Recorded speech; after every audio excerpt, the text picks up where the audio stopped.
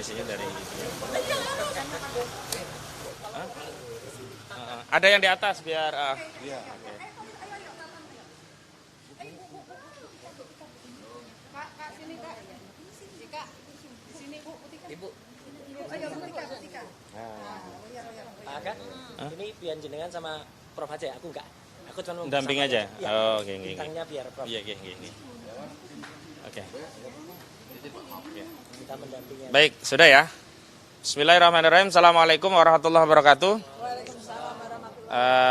Lagi-lagi kami ucapkan terima kasih kepada kawan-kawan media yang selalu sabar menunggu. Tadi sempat ada yang japri ke saya, kapan Bang keluar tolong info, dan alhamdulillah kalau teringat saya info, kadang-kadang lupa, jadi mohon maaf. Dan alhamdulillah tadi Profesor Aceng Rohendi Saifullah telah menyelesaikan pemeriksaan walaupun belum tuntas. Jadi dari 6 tersangka baru 2, jadi keterangan beliau baru untuk Pak Rismon Sianipar Rasiolan dan untuk Pak Roy Suryo. Karena sudah sore dan kalau dikebut juga tidak akan selesai, maka kita tunda, kita atur lagi jadwalnya sesuai dengan apa yang akan diajukan oleh Prof Aceng, nanti tentu melihat jadwal di kampus begitu.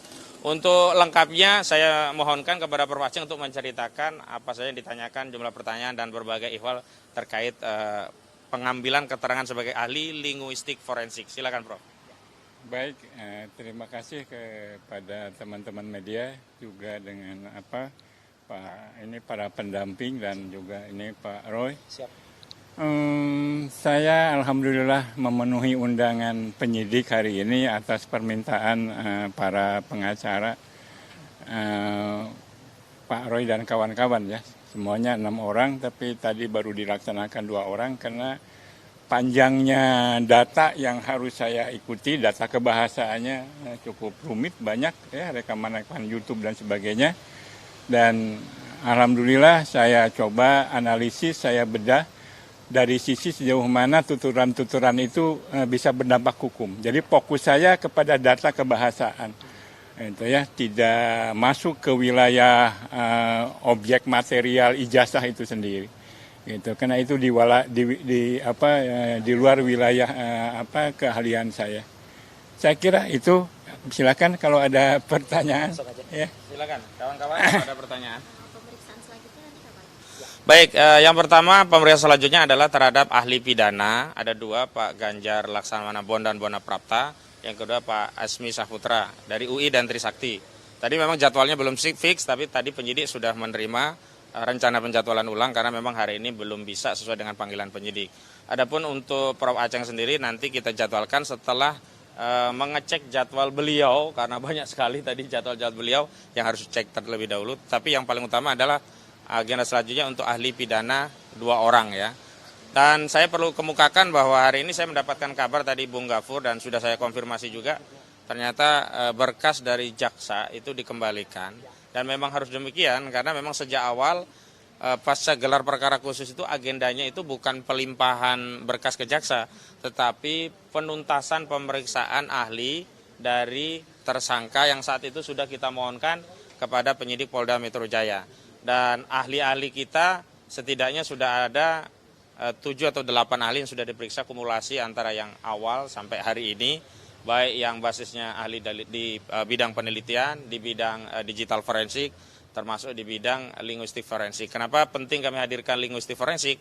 Agar tuturan atau ujaran yang hari ini menjadi basis pedoman bagi penyidik untuk memberikan deskripsi bahwa itu memenuhi unsur apa yang disebut sebagai pencemaran dan fitnah itu bisa kami berikan perspektif yang lain melalui keterangan ahli, sehingga setidaknya itu bisa menjadi pembanding dan nantinya itu akan menjadi bahan penelaahan bagi jaksa untuk memberikan petunjuk lebih lanjut. Meskipun kami meyakini petunjuk lebih lanjutnya harusnya kasus ini memang tidak bisa dilanjutkan begitu karena orang yang mempertanyakan tentang keabsahan dokumen, kemudian orang yang kemudian meneliti dokumen tersebut dan termasuk orang yang menyampaikan hasil penelitian dari dokumen yang dalam hal ini adalah dokumen milik saudara Joko Widodo, itu tidak bisa kemudian dikategorikan secara sepihak sebagai sebuah fitnah, pencemaran, apalagi itu dianggap menyebarkan kebencian atau penghasutan, dan paling penting itu dianggap melakukan editing dan juga manipulasi data elektronik sebagaimana sudah ditegaskan oleh Prof. Henry Subiakto bahwa Undang-Undang ITE itu fungsinya adalah untuk mengawasi transaksi elektronik sehingga semua orang yang bekerja di dalam transaksi elektronik e-commerce itu bisa benar-benar, sehingga kalau ada manipulasi misalkan transaksi yang disalahgunakan, transfer cuma 5 juta, ngaku aja 50 juta, belanja 50 juta dibayar cuma 5 juta tapi dengan screenshot yang nilainya 50 juta seolah-olah sudah lunas. Sebenarnya hal-hal seperti itu yang berkaitan dengan undang-undang ITE bukan kemudian digunakan untuk mengkriminalisasi sebuah penelitian yang kemudian dipaksa penelitian itu harus sama dengan keinginan pemilik dokumen. Kami meyakini bahwa benar hasil penelitian Pak Roy Suryo, Pak Rismon dan yang lainnya ini tentu tidak dikehendaki, bahkan tidak disukai. Tetapi basis penelitian itu bukan masalah like or dislike, tetapi kebenaran hasil penelitian. Boleh jadi penelitian itu bisa dikoreksi dengan penelitian lainnya karena adanya mungkin data yang kurang, atau kesalahan metodologi, atau penarikan penyimpulan yang keliru. Namun sampai hari ini kami belum pernah menerima satupun argumentasi dari kubu Joko Widodo soal metodologi, soal kesalahan penalaran, soal penyimpulan yang tidak pas, yang itu semua selalu ya kami dianggap, ya klien kami ini langsung dituduh mengedarkan fitnah, pencemaran, manipulasi data elektronik, editing, dan seterusnya. Begitu. Dikit aja, Ada saya tambahan, lupa. silakan. Ya. Jadi selain ahli, hari ini juga memeriksa beberapa saksi. Saksi yang diperiksa hari ini namanya Fandi dan Erwin. Ya, itu saksi-saksi fakta yang ada. Kenapa saksi ini penting? Karena misalnya saksi Michael Sinaga dan juga Janes Siaan, yang meskipun itu kemarin sempat belum jadi diajukan, kemudian dibatalkan, tapi kemudian kita undang. Karena apa? Karena Michael Sinaga dan Janes itu misalnya yang membuat liputan di desa Ketoyan, di desa KKN yang katanya KKN. Dan ternyata di sana menemukan fakta yang luar biasa mencengangkan. Besok fakta-faktanya akan diceritakan juga di sidang CLS di Solo. Ya gitu. Kemudian sudah pernah membuat liputan di Boyolali, di kota tempat katanya masa kecilnya Jokowi. Ya itu banyak fakta menarik dari sana. Liputan juga di Solo. Jadi artinya apa? Liputan juga di tempatnya Pak Kasmujo. Nah ini kan penting. Karena kalau misalnya Pak Kasmujonya tidak bisa kita hadirkan sebagai saksi, meskipun sudah kita minta. Karena beliau bisa menceritakan ya, Michael dan Jani, karena udah merekam langsung, ada yang ada, dan itu sangat-sangat berlawanan dengan data-data yang ada selama ini yang disampaikan oleh Jokowi. Dan itu sangat membantu apa yang kami temukan dalam penelitian kami, dalam skripsi dan dalam ijazahnya Jokowi. Jadi saya kira tambahan saya itu bintangnya hari ini adalah Prof. Aceng. Ya, terima kasih. Silakan, ada yang ditanyakan langsung ke Prof. Aceng. Pak, tanggapannya mengenai pemeriksaan hari ini. Ya.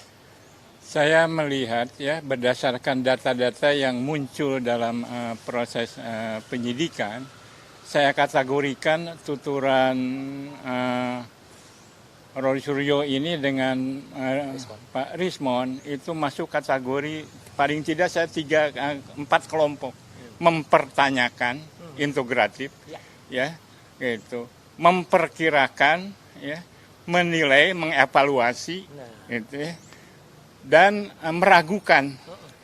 Jadi semua kategori itu ya dalam analisis linguistik itu tidak berdampak hukum. Gitu ya. Jadi kategori mempertanyakan itunya hanya tinggal dijawab. Kategori meragukan tinggal dijawab dengan yang meyakinkan. Kategori menilai ya tinggal mengiyakan atau mentidakkan. Tidak ada sanksi hukum di situ. Jawabnya malah mempidanakan. Iya. Itu sejauh data yang muncul dalam itu ya, karena datanya panjang sekali, berbagai macam rekaman di YouTube, di mana dan sebagainya, di TV segala macam, makanya cukup menguras waktu ya, dan saya harus membaca lebih teliti, sehingga tapi 4 kategori itulah yang muncul hari ini. Tidak ada kategori menghasut, tidak ada kategori memfitnah, tidak ada kategori memanipulasi data. Dari data yang muncul, ini murni analisis kebahasaan ya, bukan analisis hukum. Gitu. Itu yang Saya kira itu. Ya, ada tambahan begini. Jadi sebenarnya keterangan dari saksi yang disampaikan Pak Roy itu makin mengkonfirmasi persoalan tentang ijazah Saudara Joko Widodo. Sebagaimana kita ketahui, Bu Ova Emilia selaku Rektor UGM sempat 2 kali dalam rilis resmi itu menyampaikan 2 tanggal kelulusan yang berbeda, yang ini membuat masyarakat bingung. Rilis yang pertama adalah 5 November, rilis yang kedua adalah 23 Oktober, walaupun sama-sama tahun 85. Dan ini penting, kenapa? Agar jangan sampai ada kekeliruan itu dilegitimasi oleh penyidikan yang menyebabkan anak bangsa yang merdeka menjadi tercederai, terampas, kemudian masuk penjara. Saya ingin tegaskan ada spill-spillan yang penting untuk kami sampaikan, belum lama ini Pak Abraham Samad termasuk yang diundang dalam undangan Pak Presiden Prabowo Subianto di Kertanegara. Salah satu hal yang dibahas termasuk soal masalah ijazah. Dan yang paling penting adalah ada atensi yang saya kutip dari Pak Abraham Samad, dari Pak Presiden sendiri, memberikan arahan kepada Pak Kapolri, Pak Listio Sigit Prabowo, agar ya hati-hati ya, tidak kemudian menggunakan pendekatan yang berlebihan dalam menangani kasus ijazah palsu dengan kata kunci. Karena khawatir nanti jika di kemudian hari ternyata ya terbukti berbeda. Nah ini kan sebuah indikasi bahwa boleh jadi hari ini dianggap asli tapi di suatu saat ternyata dapat dibuktikan palsu. Karena apa? Karena otoritas hari ini sedang tidak berpihak kepada Pak Roy Suryo. Yang saya maksud otoritas bukan otoritas presiden ya, tapi otoritas penyidikan, otoritas dari Polri. Karena yang lalu saya sudah pernah menyatakan bahwa saya mengkritik proses SP3 yang diberikan itu lebih mengikuti SOP Solo, termasuk pelimpahan. Karena kalau mengikuti SOP yang sebelumnya sudah disampaikan juga, harusnya adalah pemeriksaan ahli terlebih dahulu baru pelimpahan. Dan terbukti hari ini ketika barang itu dipaksakan dilimpahkan setelah kunjungan 2 orang ya ke Solo ya, bolak-balik ternyata balik lagi. Itu mengkonfirmasi memang harusnya prosedur hukum yang ditaati, tetapi tidak, dan itu bisa memungkinkan sesuatu yang sebenarnya palsu menjadi asli karena otoritas yang mengendalikan. Karena itu saya pikir kita semua harus menghormati atensi dari Pak Presiden agar jangan terlalu berlebihan. Dan dalam konteks terlalu berlebihan ini kami sudah tafsirkan diantaranya memang klien kami tidak ditahan. Saya kira kalau ditahan memang sangat berlebihan.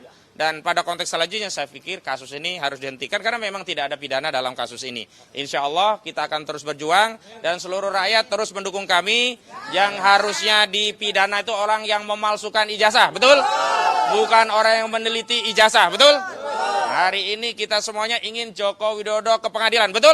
Bukan pergi ke 7.000 kecamatan, bukan pergi ke 514 kota kabupaten, atau setidaknya bukan berkunjung ke 38 provinsi. Tapi yang kita butuhkan adalah hadir di pengadilan untuk membuktikan ijazahnya, menunjukkan ijazahnya ke seluruh rakyat Indonesia.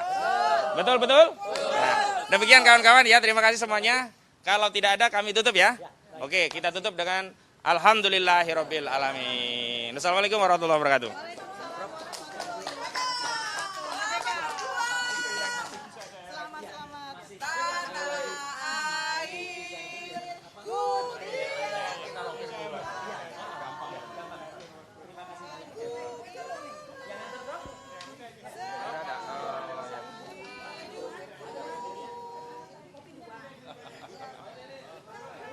Tarik suara.